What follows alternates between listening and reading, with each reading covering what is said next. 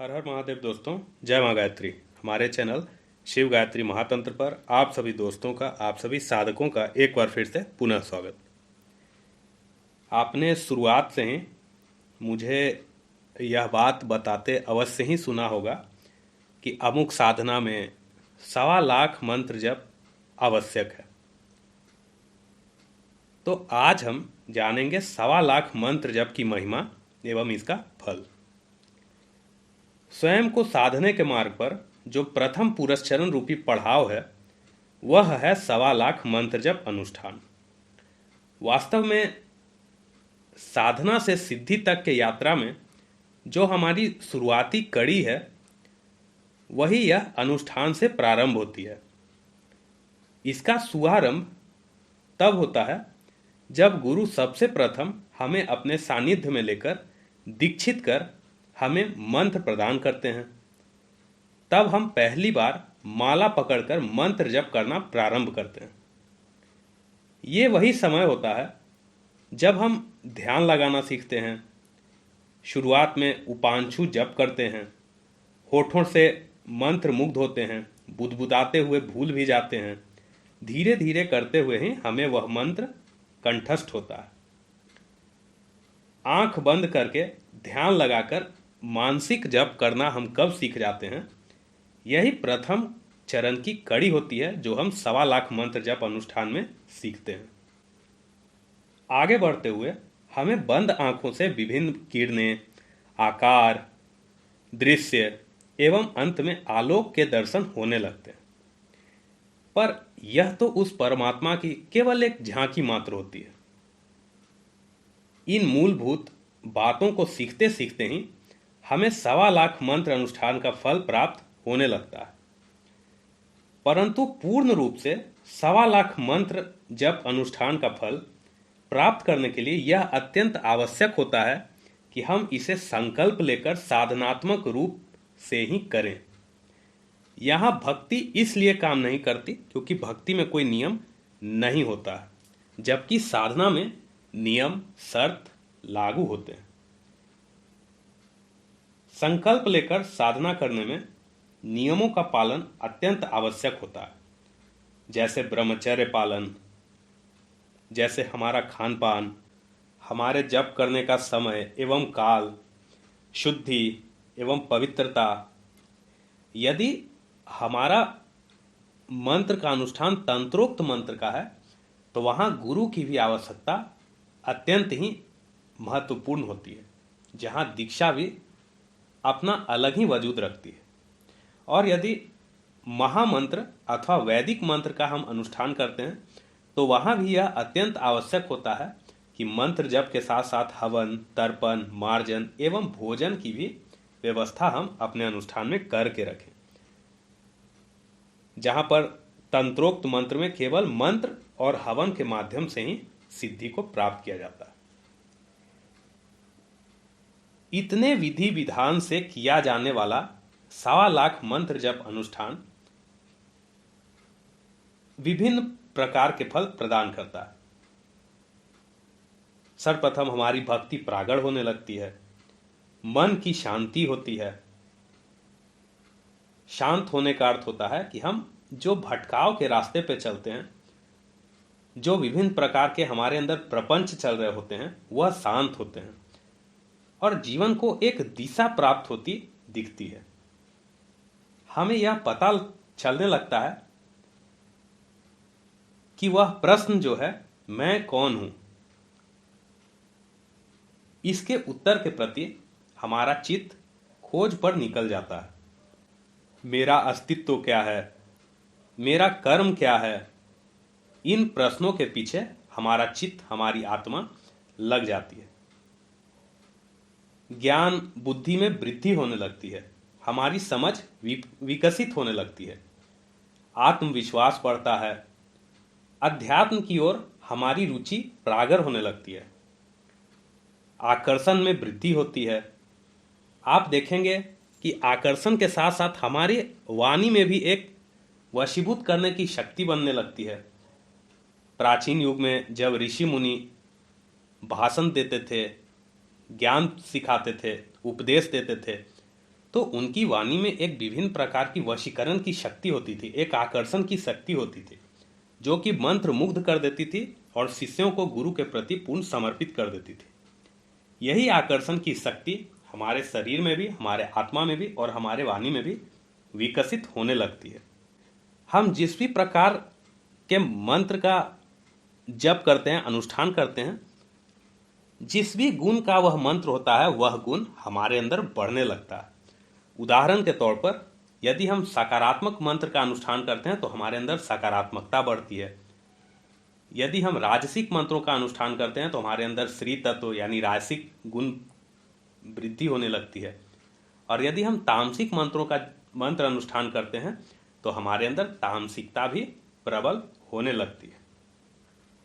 इसके साथ साथ एकाग्रता हमारी बढ़ जाती है। जो ही हमारी तपस्या अथवा ऊर्जा बढ़ती है तो आपने देखा होगा कि विभिन्न प्रकार की एक आंख में चमक पनपने लगती है। हम जितेंद्रिय होने लगते हैं, हमें अपने इंद्रियों पर काबू मिलने लगता है। पर यह धीरे धीरे होता है और यह 1.25 लाख मंत्र जप अनुष्ठान तक नहीं होता। इसके लिए आगे की कड़ियों को भी जोड़ना पड़ता है और अधिक मेहनत, अधिक तपस्या करनी पड़ती है। केवल 1.25 लाख वह माध्यम है जहां हमारे अंदर वह गुण आने लगता है। इसके साथ साथ हमारे अंदर पूर्वाभास की शक्ति प्राप्त होने लगती है। कोई भी ऐसी सुखद घटना हो, दुखद घटना हो, प्रिय घटना हो, अप्रिय घटना हो, आप देखेंगे कि 1.25 लाख मंत्र जप अनुष्ठान करते करते हमारे अंदर वह शक्ति डेवलप होने लगती है कि हम पहले से ही उस चीज का पूर्वाभास प्राप्त कर सकते हैं। इसके साथ साथ सकारात्मक अथवा नकारात्मक शक्तियों अथवा स्थानों का आभास भी हमें होने लगता है। यदि आप कोई ऐसे दिव्य जगह पर जाते हैं तो आपको अपने अंदर से एक दिव्यता की अनुभूति होती है। ठीक इसी प्रकार यदि आप कोई उजाड़, कोई खंडहर, कोई तामसिक स्थान पर जाते हैं तो भी 1.25 लाख मंत्र जप अनुष्ठान के फल से हमें यह ज्ञात होने लगता है कि यह शक्ति, यह स्थान हॉन्टेड है अथवा नकारात्मक है। हमारा ओरा निर्माण होने लगता है, एक सुरक्षा घेरा का निर्माण हमारे अगल बगल होने लगता है जो सदा हमारी रक्षा करती है। वास्तव में होता यूं है कि 1.25 लाख मंत्र जप अनुष्ठान का पूर्ण रूप से विधि विधान से नियमों के साथ पालन करने पर हमारी तपोबल में इजाफा होने लगता है, हमारा ऊर्जा बढ़ने लगता है और उस तपोबल, उस ऊर्जा के कारण हमारे अगल बगल एक ओरा का निर्माण होता है जिससे सदा हम दुष्ट शक्तियों से, नकारात्मक शक्तियों से, ऋणात्मक शक्तियों से बचे रहते हैं।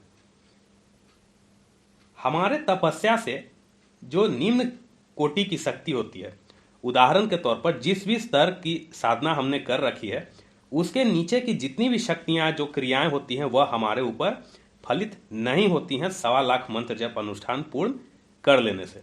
वहीं बड़ी शक्तियां, हालांकि करने वाले पर भी यह डिपेंड करता है कि आप पे कोई बड़ी शक्ति का प्रयोग करे अथवा कोई बहुत ही उच्च कोटि की विद्या का प्रयोग करे।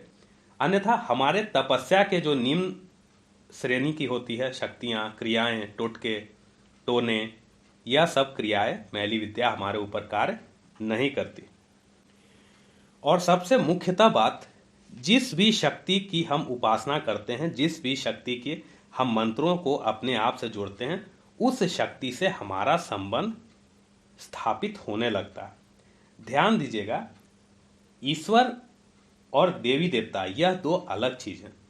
ईश्वर साक्षात पर ब्रह्म है।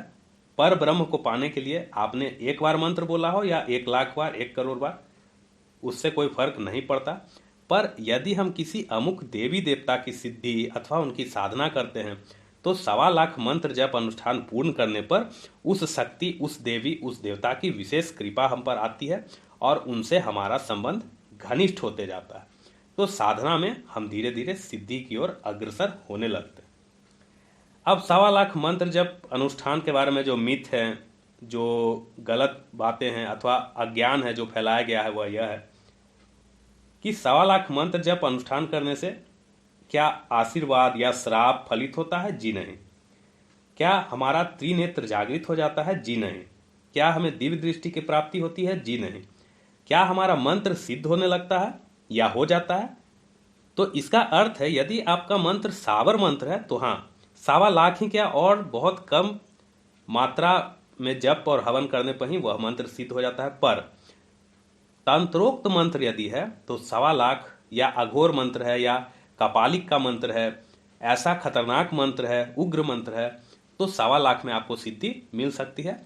अन्यथा महामंत्र या वैदिक मंत्र होने पर केवल 1.25 लाख मंत्र जप अनुष्ठान से सिद्धि नहीं मिलती।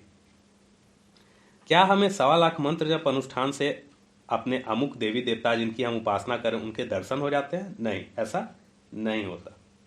वास्तव में 1.25 लाख मंत्र जप अनुष्ठान प्रथम स्तर है, फर्स्ट स्टेज है हमारे साधना की ओर। साधना से सिद्धि की ओर बढ़ते समय जो प्रथम स्तर है, फर्स्ट स्टेज है, वही है 1.25 लाख मंत्र जप अनुष्ठान, जिसको करना प्रति साधक प्रति भक्त हेतु अत्यंत ही आवश्यक होता है।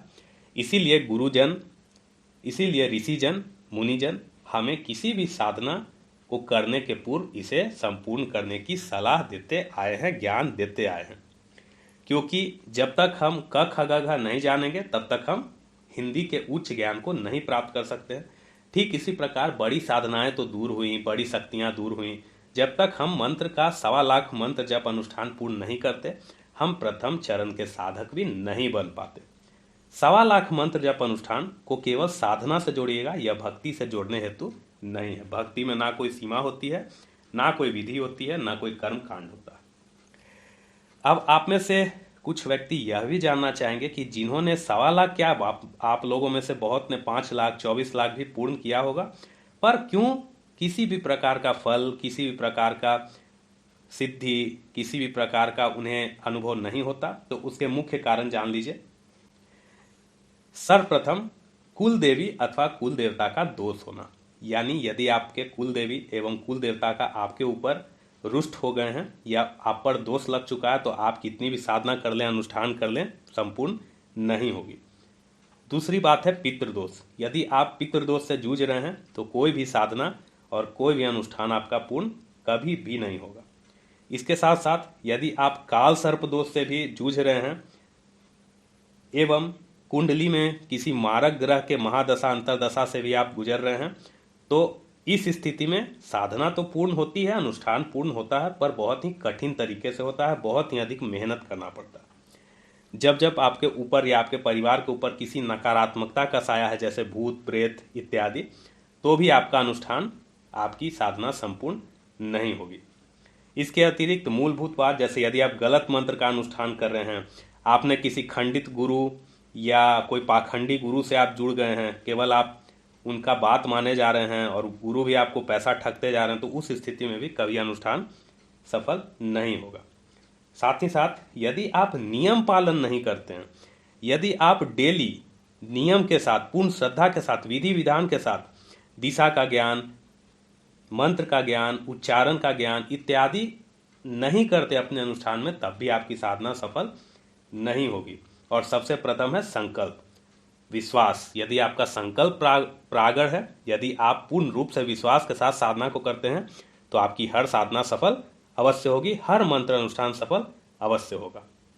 इसके साथ साथ गुरु की आवश्यकता अत्यंत ही महत्वपूर्ण है, पर गुरु की आवश्यकता केवल तंत्रोक्त और महासाधनाओं में है, जो उच्च प्रकार की साधना होती हैं, उच्च कोटि की साधना होती हैं। महामंत्रों, वैदिक मंत्रों में गुरु की आवश्यकता नहीं भी हो तो चलेगी। तो बताने में कोई भूल चूक हो गई हो तो उसके लिए क्षमा कर दीजिएगा।